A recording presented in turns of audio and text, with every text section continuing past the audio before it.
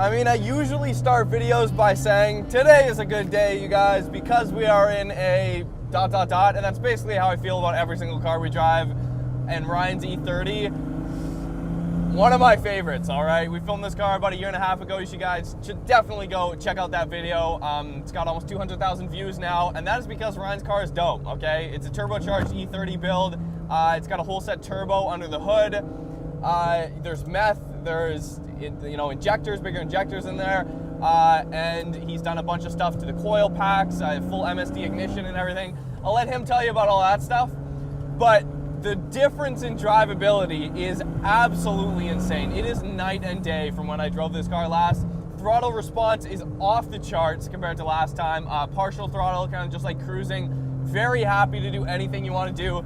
And instead of like 4,500 RPM for full boost at like 9 PSI, we're at about 15 PSI now. And it's, you get full boost by like 3,000 RPM, which is awesome. So let's go for a drive, see what Ryan's E30 is all about on this cold December day. That is so awesome. God, I love this car so much. Ryan was telling me also he's trying to tune, do some last minute, no traction. So doing some last minute tuning to basically tune it to where you can get right like that, kind of on the over rev, give it a little bit of gas and get like a nice gurgle sound. So he's to the point where everything else is to his liking, and he's like pretty much happy with where it is. It's about 350 wheel horsepower.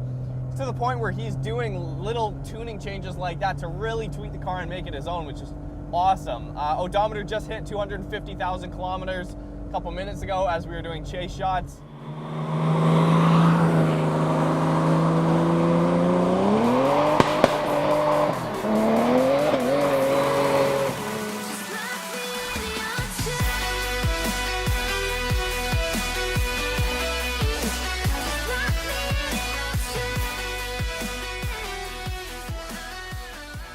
Ryan, what's going on? Hey man, it's good to see you again. Good to see you. It's been about a year now since last time we filmed the car. Yeah, about a year. From the outside, other than the wheels, not much has changed, which is kind of cool. Yeah, there's like I've added a velocity intake just to get more fresh air to the turbo, just because I was noticing my on data logs the intake air temps were getting hot, so that actually fixed that a lot as well. Yeah, other than the wheels, I did add a trunk spoiler. And I did actually change the rear muffler and exhaust tips as well. Yeah. So, but I think the biggest thing is obviously the wheels have changed the look of the car, going from a 15 to a 17-inch wheel. The first time around was the first time I'd ever driven an E30. Yeah. And this is the second time I've ever driven an E30. So it's really, it's a really insane comparison to have. Yeah, so the first time you drove the car, it was only making about 10 pounds of boost and around 250 at the wheels. Yeah. And actually at the time you drove it, I actually had a pretty big exhaust leak before the turbo, so the turbo was really slow to spool. Engine-wise, it's still the same engine, still a 2.5 single cam straight six. Turbo's the same, exhaust is all the same other than the muffler, but I've added meth injection. Higher wastegate spring. I went from a 10-pound spring to a 13-pound, but I'm also using electronic boost controller. Yeah. And I've converted the ignition system to waste spark, so now I have 3 ignition coils versus the 1, and that fixed a lot of my misfire issues under boost. And then I added strut tower bar, polyurethane engine mounts. Do you want to pop the hood? Yeah, of course. Show me a few details here. I've actually modified the turbine housing on the turbo as well. The first time we drove it, it was a 1.12 AR housing. Okay. It's actually half the size now, so I'm sure the turbo spool is at least 1,000 RPMs quicker and sooner. Dude, at least. Biggest difference that I could feel. So I noticed, even without increasing the boost pressure when I first did that mod for the exhaust housing, the torque gain down low was substantial, and that made the car a lot more fun to drive because it had that extra torque. Yeah.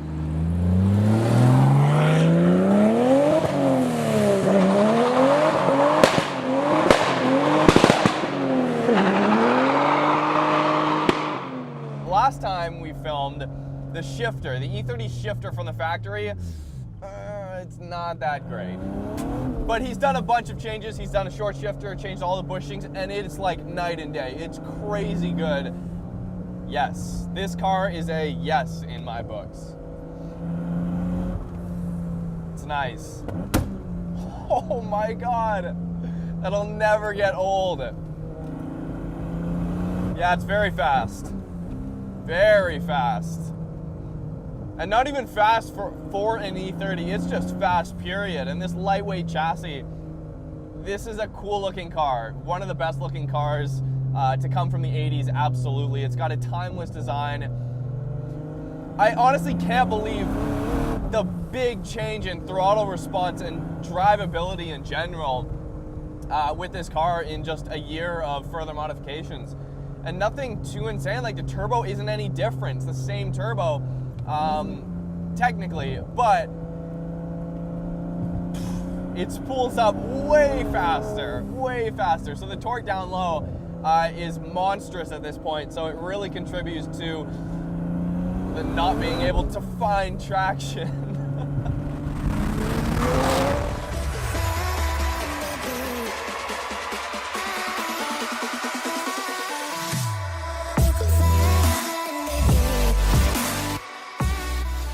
Again, I haven't had it re-dynoed since I've done all the work, and I've been tuning it myself with Megasquirt, my laptop. So right now we're sitting about almost 18 pounds, 17, 18, depending on what gear you're in. And with the meth injection now as well, I can run a lot more spark advance, and the car's probably making to the wheels, I'd say at least 350. So it's definitely a completely different car than it used to be from a year ago. So I've actually changed the shift lever from a Z3 Roadster.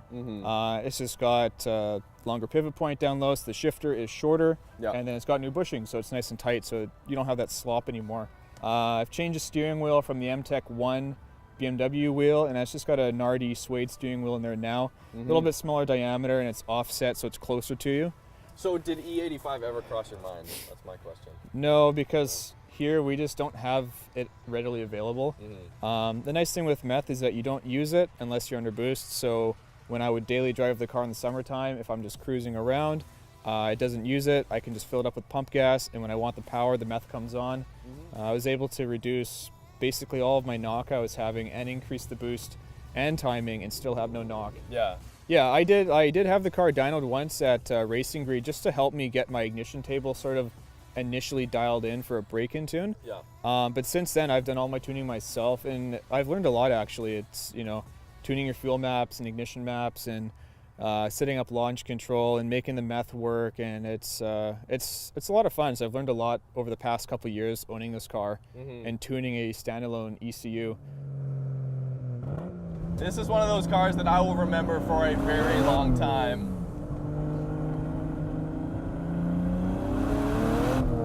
Got a fire extinguisher right beside me, just in case.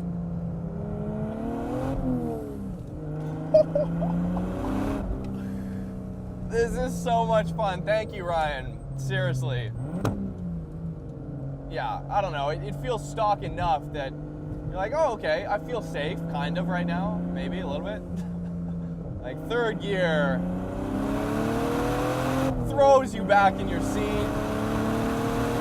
And that's 15 kilometers an hour.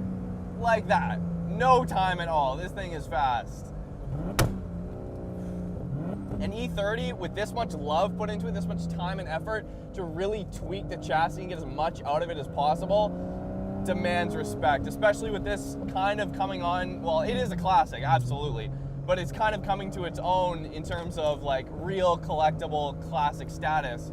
Obviously the E30 M3 in particular, but just the E30 chassis in general. Wow, this is one of the greats. This is one of the greats.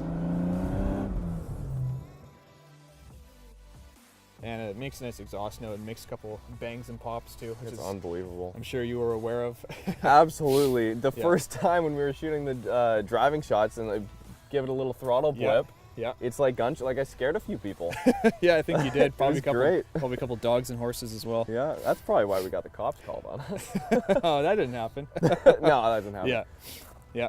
Anything else? Well, I was gonna say, do you have any other plans? Like, this is a pretty complete build you have here. I think how I've built it right now is pretty much what I wanted for the car. I've got the wheels I want. I mean, down the road, you know, brakes are obviously expensive.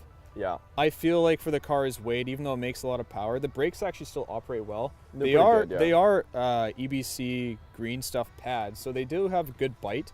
Maybe down the road, but right now, it's mostly just a street car, so I'm not pushing the car super hard on the track yet at all. Driveline wise, I did upgrade the clutch because with the new power, you know, I was expecting the stock clutch to slip because at 10 pounds, it was still running the stock clutch. Now, good. yeah, That's now, pretty nice, yeah, yeah. now it's a aftermarket clutch disc. It's an E30 M5 pressure plate, and then the clutch disc is made by the company UUC, and it's a carbon Kevlar 9-puck disc. So the actual pedal effort is like stock, but it's got a very grabby engagement point.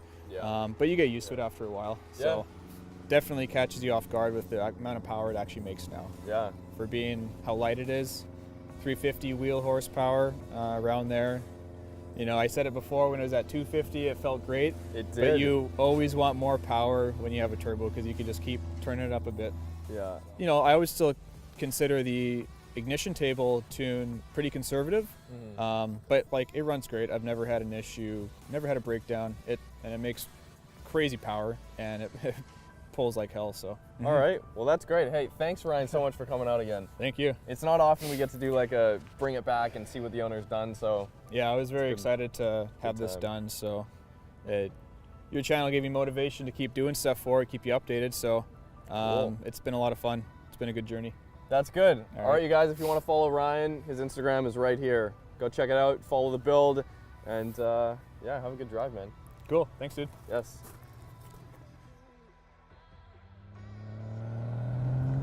Awesome. Awesome. A little bit frightening, but awesome.